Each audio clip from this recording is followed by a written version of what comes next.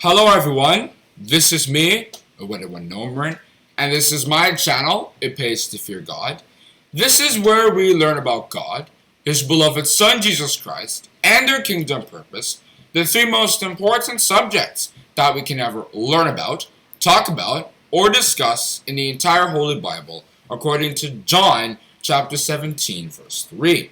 The subject that we are going to be learning about today is captioned The Secrets to Marital Success.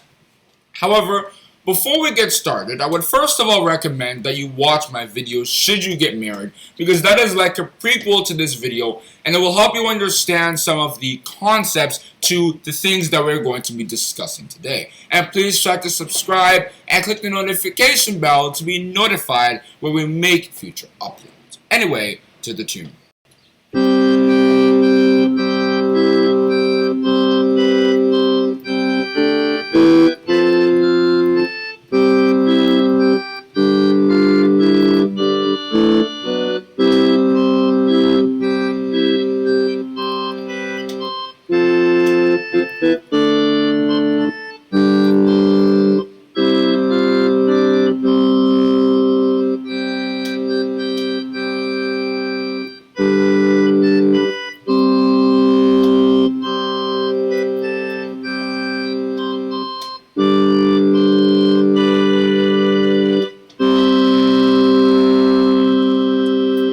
Once again, the subject that we are going to be learning about today is captioned The Secrets to Marital Success. And I will be inviting my brother to come tell us some more interesting things about that. Divorce rates in many countries are skyrocketing, but it doesn't have to be this way. If we look at what the Bible says about marriage and apply it to our lives, then we won't have any reason to leave our marriages in the first place. Of course, before we go into fixing marriages, we first have to talk about what marriage is and where it came from.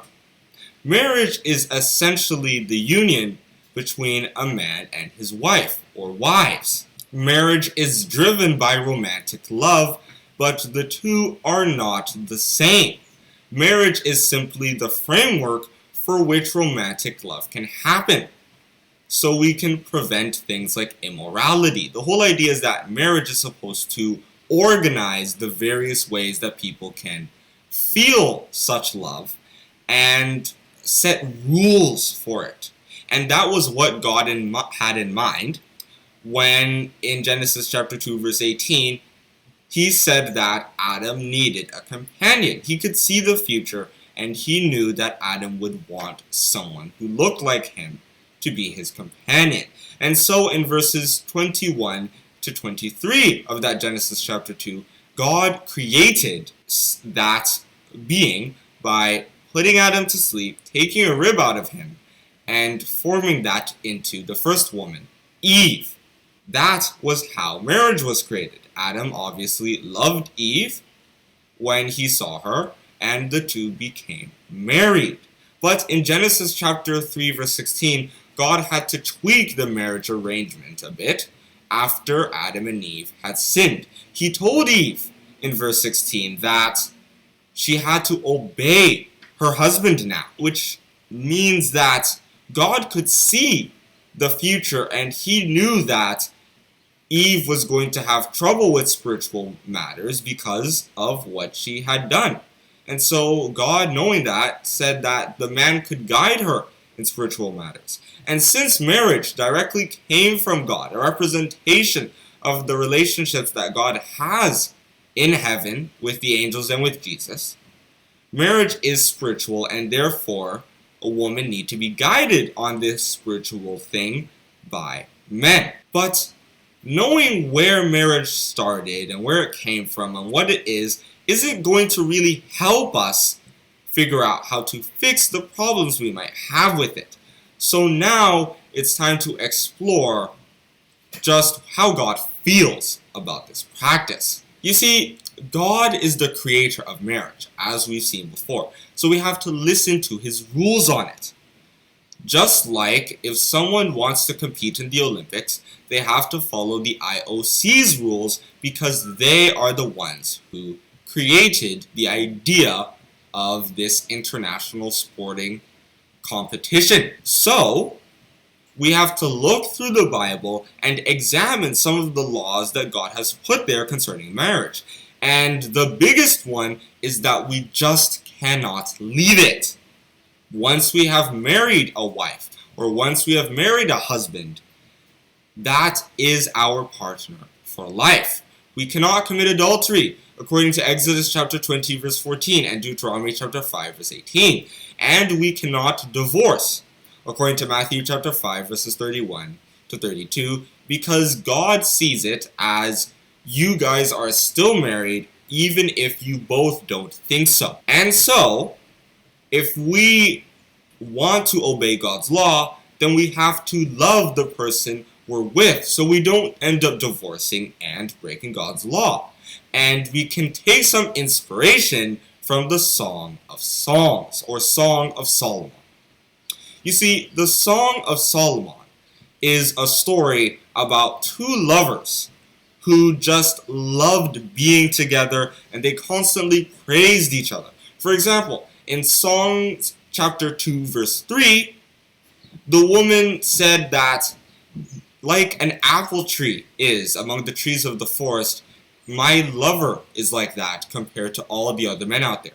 She loved him more than all the other men that were around to marry. And in chapter 3, verses 1 to 3, she looked for him at night because she couldn't bear to be without him. And then in Psalm chapter 6, verse 3, the woman said, I belong to my beloved, and my beloved belongs to me. So we can see here that she's very possessive. She loves her husband, and she wants to be with him. She doesn't want anyone else messing around in their relationship. She is his, and he is hers. And it wasn't just the woman talking about their relationship. The man too had stuff to say. Because in chapter 4, verse 7, he said that you are immensely beautiful. I find no spot in you. He didn't find any faults in her. And that's how we're supposed to feel about our own spouses. We're not supposed to judge them. We're not supposed to see how bad they are or what flaws they have. No, we're supposed to defend the flaws of our spouses because that's what love is. Because when you look at, say, an apple, you just look at all the pros and look at all the cons and decide if you want to eat it. But once you love that apple, then all the cons disappear. If you love the taste and its smell and its texture, then you don't care if other people don't like it. You just want to eat it. So when we're looking at our spouses, we should only be seeing good things. We should only be talking about our spouses the way those two lovers were talking. If we don't love our partners the same way they did, then we're not really loving them enough. Because it is that love that can push a lot of those problems that many married couples face aside. And now that I've talked about what both sides can do in terms of making peaceful marriages, I'm going to go into the specifics. What should the husband do and what should the wife do? And let's go into the husband side. We've already talked about how the husband should lead the wife, and therefore husbands cannot be effeminate, according to 1 Corinthians chapter 6, verse 9.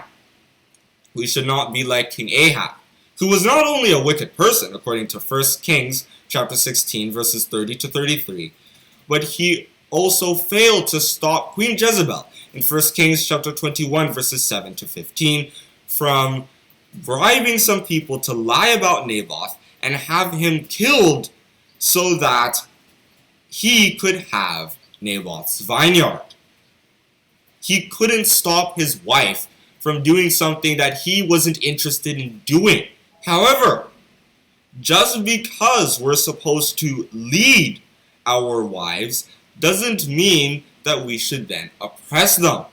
Like maybe beat up our wives if we see them so much as talking to other men, or stopping our wives from going outside because you're super protective and you just can't let her do anything without you knowing. No! We're supposed to love our wives and not be bitter against them, according to Colossians chapter 3, verse 19. In fact, we must love our wives like we love our own bodies, according to Ephesians chapter 5, verses 28 and 29. No man hates their body, so therefore no man should hate their wife. And that is how we can accept and work on doing the advice of St. Peter in 1 Peter chapter 3, verse 7. And finally, let's go into what the wife should do in order to create a good marriage. As I've said before, I'll say it again. Wives do need to submit to their husbands. In fact, it's not just in marriage. Women have to submit to men in general spiritual things.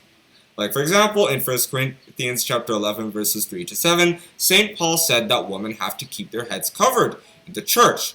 And in 1 Corinthians chapter 14, verses 34 and 35, St. Paul also said that women shouldn't speak up in the church. If they have any questions about what they heard, they should ask their husbands at home. But being obedient isn't going to create a good marriage. Just like a worker who's obedient isn't going to get a promotion just because he's obedient. He also needs to work hard. There are also personality traits that this worker should have in order to be a good employee. For example, in Proverbs chapter 21, verses 9 and 19, we can see that being an angry, hot-tempered wife is not a good idea, because that will just annoy the husband. Proverbs chapter 12, verse 4 says that while a virtuous woman is a crown to her husband, a woman that makes him ashamed is not a good wife to have. She's like a cancer. Because this is just common sense. Nobody wants to hang around with someone that humiliates them. People would rather have nice friends, nice wives, smart friends, smart wives. And Proverbs takes this idea of a virtuous woman further in Proverbs chapter 31, verses 10 to 31, because there we have a whole poem about the virtuous woman, describing the kinds of things she's like. The poem starts off by talking about how valuable this woman is. She's more valuable than rubies. Verses 11 to 19 go into how she's hardworking and helps to bring the house up to good standards. Verse 20 talks about how she's generous, how she gives to the poor. And verse 28 says that her children love her, her husband loves her, everyone loves her, because she is a nice woman, wife, mother, everything. And before I conclude, I want to give you 2 examples of wives in the Bible so you can understand what behaviors wives should emulate and what behaviors they should not. For example, in 1 Samuel chapter 25, verses 18 to 31, Abigail, Nabal's husband, heard that David was going to destroy Nabal and his household because in retaliation for what Nabal had done. Abigail went out and pleaded with David and stopped him from carrying that idea out. Even though Nabal eventually died anyway because the Lord was angry with him, she still made the attempt. That is a very good wife. And in Job chapter 2 verse 9, after all Job had gone through, Job's wife did the opposite. She said, "Dost thou still retain thine integrity? Curse God and die." After all he'd lost, she was telling him to give up his religion, the only thing he had left, and that he should die.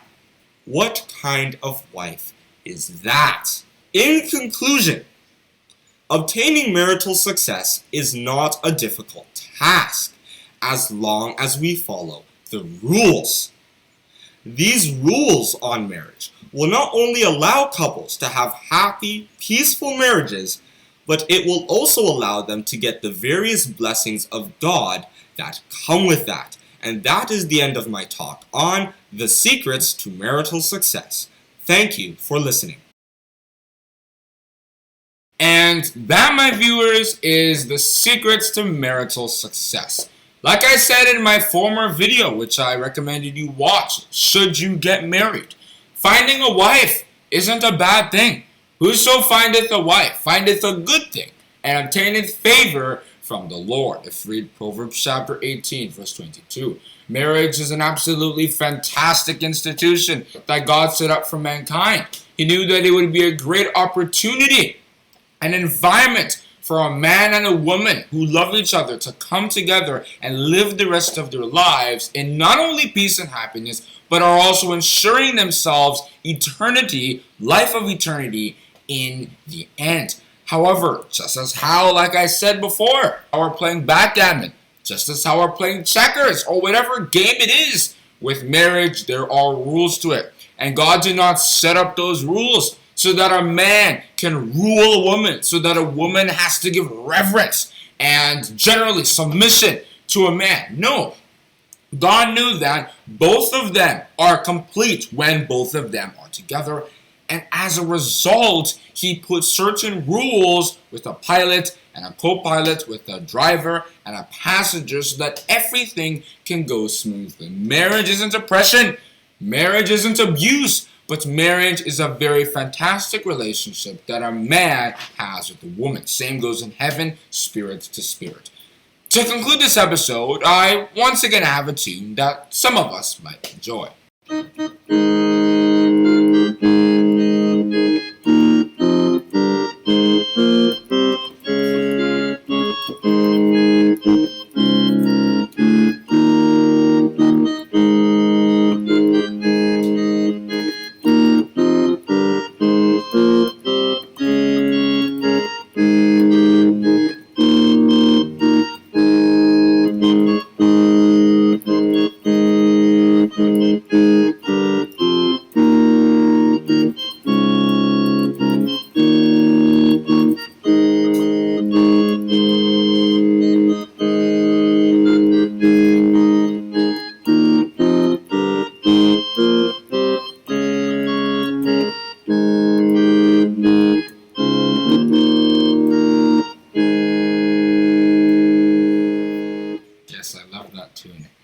Hope you enjoyed this video. Hope you learned something most importantly.